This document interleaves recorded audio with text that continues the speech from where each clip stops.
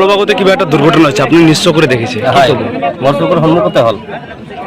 কেনেকৈ হ'ল কি ক'ব মানে হোটেলত গৈছিল ষ্টেচনৰ পৰা আহোঁতে মাছুদিৰ আহোঁতে নাওখন ডুবি গ'ল ডুবি যোৱাৰ পিছতে ওচৰতে নাও আছিল মাছ মৰা মানুহগিলা মাছ মাৰি আছিল কিন্তু ওচৰতে মই চিঞৰি মাতি দিলোঁ কিন্তু মানুহখন নগ'লে অলপখন আগবাঢ়ি গ'লে কিন্তু মানুহগিলা বচাব পৰা নাই তাতে 24-25জন মানুহ আছিল নাওখনত সৰু এটা নাও 24-25জন মানুহ আছিল গোটেইখিনি ডুবি গ'ল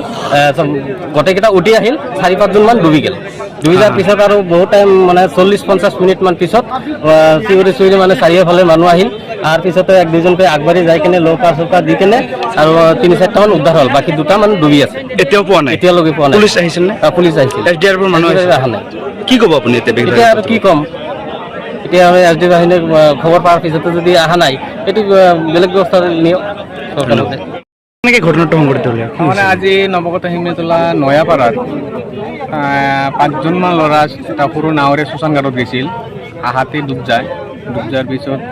3জন পোৱা গৈছে মৃত্যু আৰু 2জন এতিয়ালৈকে পোৱা যোৱা নাই ইয়াৰ পিছত দুবৰি এতিয়ালৈকে অহা নাই